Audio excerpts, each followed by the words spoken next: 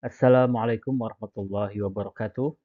Alhamdulillah wassalatu wassalamu ala Rasulillah wa ala alihi wa sahbihi wa man walah. Amma ba'd.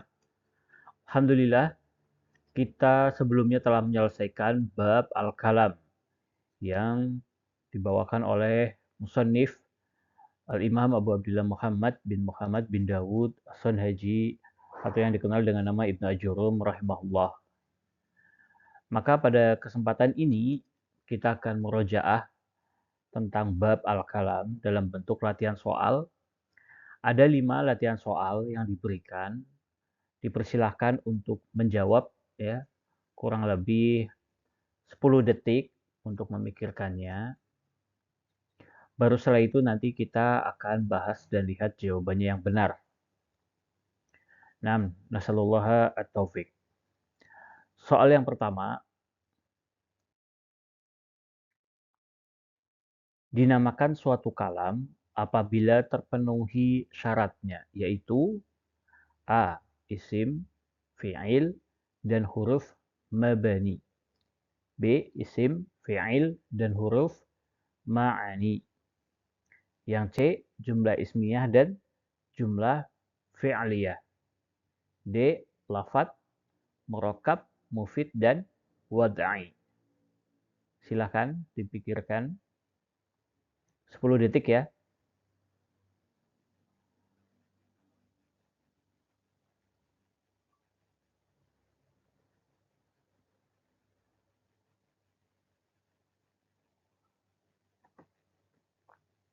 Ya, apa jawabannya? Jawabannya adalah D. Lafat, murakkab, mufid, dan wad'i. Adapun isim, fiil, dan huruf ma'ani itu adalah pembagian al-kalimah. Adapun jumlah ismiyah dan jumlah fi'liyah itu adalah pembagian dari jumlah mufidah. Yang jumlah mufidah ini merupakan nama lain dari al-kalam. Gitu ya. Berikutnya soal nomor 2. Ucapan idajtahadal hakim. Ketika hakim berijtihad, ini merupakan kalam. Pernyataan ini A. Benar merupakan kalam, gitu ya, karena sudah terpenuhi syarat kalam. B. Salah karena tidak murakkab. C. Salah karena tidak mufid. D. Salah karena bukan lafaz. 10 detik silahkan dipikirkan.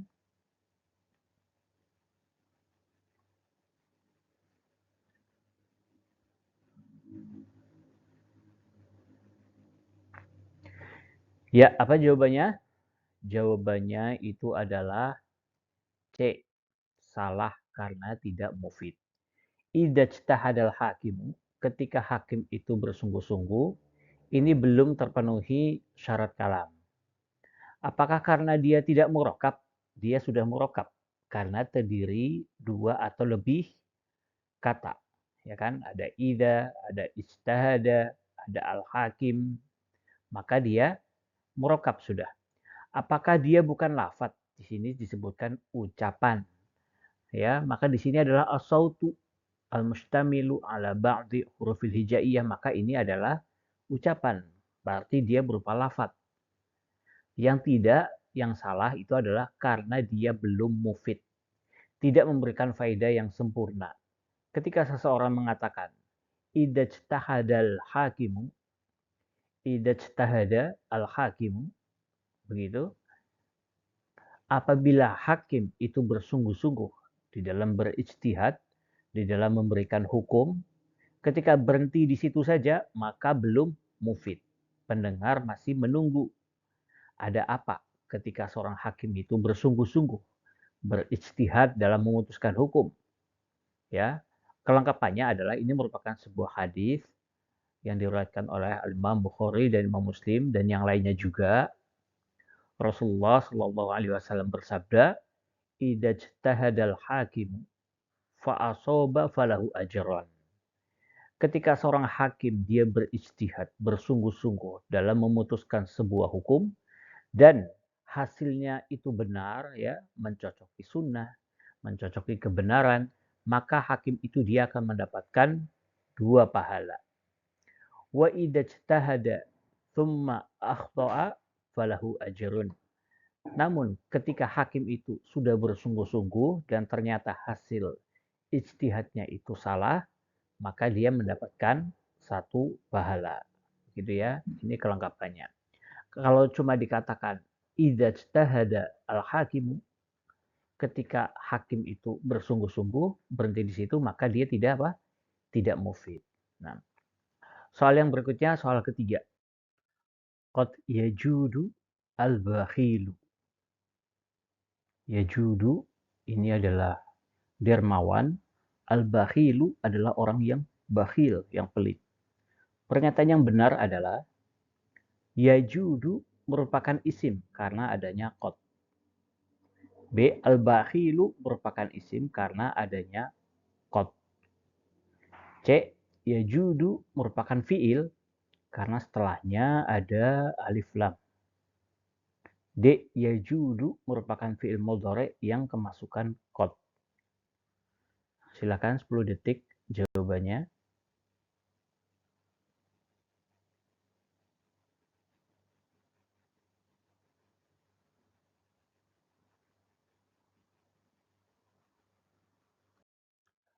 Jawabannya adalah D. Jadi qad ini masuk kepada fiil, ya. Yajudu di sini adalah fiil mudhari, ya. Yang artinya apa? Taklil. Orang yang bakhil itu jarang atau sedikit dermawan, ya. Orang yang bakhil itu jarang dia berbuat dermawan. Yajudu maka dia merupakan fiil mudhari yang kemasukan qad di sini. Adapun al-bakhil dia isim karena adanya alif lam. Begitu ya. Soal yang berikutnya.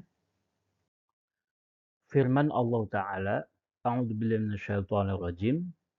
Wa wassaynal insana biwalidayhi hamalathu ummuhu wahnan 'ala wahnin.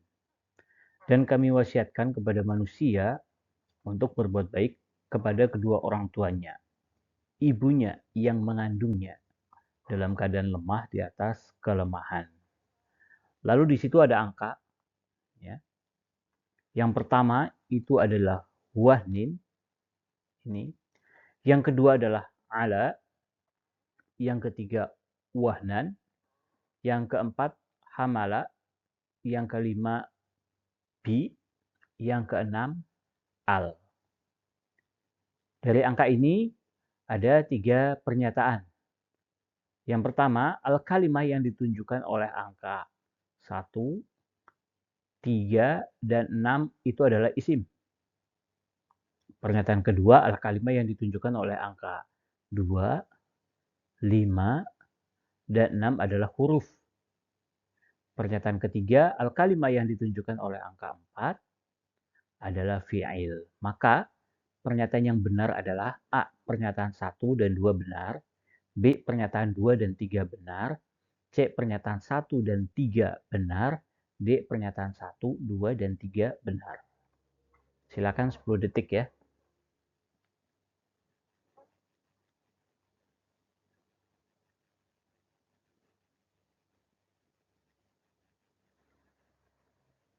Ya, jawaban yang benar apa?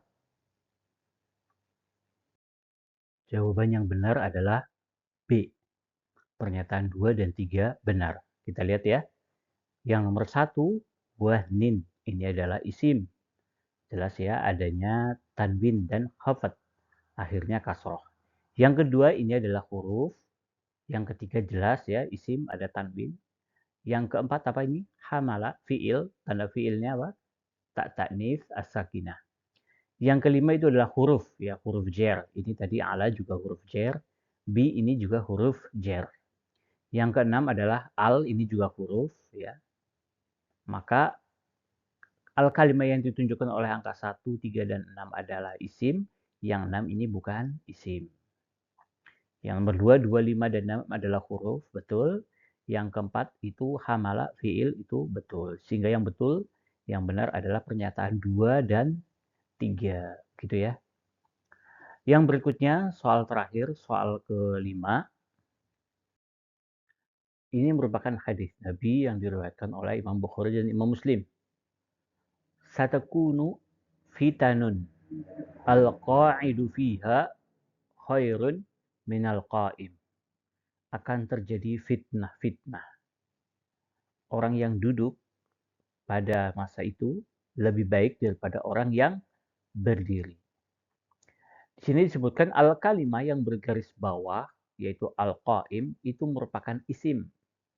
Yaitu dengan adanya tanda, yang pertama adanya al, yang B adanya khafat atau kasroh di akhirnya, yang C didahului oleh min, D semuanya benar.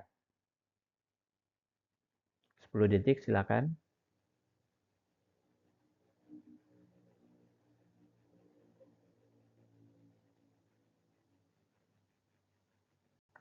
Jawabnya apa? Jawabnya adalah semuanya benar ya. Al-qaim, jadi dia isim dan bisa menerima lebih dari satu tanda. Minal qaim, ini ada khafat nih, kasroh pada huruf mim. Kemudian ada alif lam ya, makanya ada alif lam, adanya khafat dan didahului oleh huruf jar min. Loh, kok ini di fathah? Ya, ini di fathah karena dia itu menyesuaikan ya. Menyesuaikan bertemunya dua sukun lalu dibunyikan dengan harokat fathah. Nah, tetapi asalnya dia itu adalah sukun di sini. Ini adalah huruf jar juga termasuk huruf khafat. Minal qaim. Maka semuanya itu adalah benar. Adapun yang lain, satakunu. Nah, takunu ini adalah fi'il ya. Adanya sin mustaqbal lil qarib. Masuk kepada fi'il sin ini. Fitanun, isim apa fi'il? Isim, ada tanwin. Al-qa'idu, isim apa fi'il? Isim, adanya alif lam. Fiha, ini belum diajarkan memang, tetapi fi-nya ini adalah huruf jar. H-nya ini adalah isim. Isim domir dia namanya, kata ganti. Khairun, khairun adalah isim, jelas ya, ada tanwin. Mungkin itu latihan murojaahnya. Semoga bermanfaat dan insya Allah pada pertemuan berikutnya kita akan masuk bab baru yaitu babul i'rab. Bab tentang i'rab. Ya, ini merupakan bukan salah satu ya, memang merupakan bab yang terpenting di dalam ilmu nahwu itu adalah babul i'rab. I'rab itu perubahan di akhir sebuah kata seperti ini tadi. Fitanun kita nanti akan tentukan akhirnya kenapa dia di dhamma, ya kan? Kenapa ini al-qaidu di dhammah juga? Kenapa ini kok di kasroh? Begitu. Takunu kenapa dia di dhammah juga? Itu di pertemuan berikutnya insya Allah.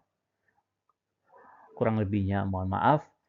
Jazakumullah khairan. Subhanakallahumma wa bihamdika asyhadu an la ilaha illa anta astaghfiruka wa atubu ilaik. Assalamualaikum warahmatullahi wabarakatuh.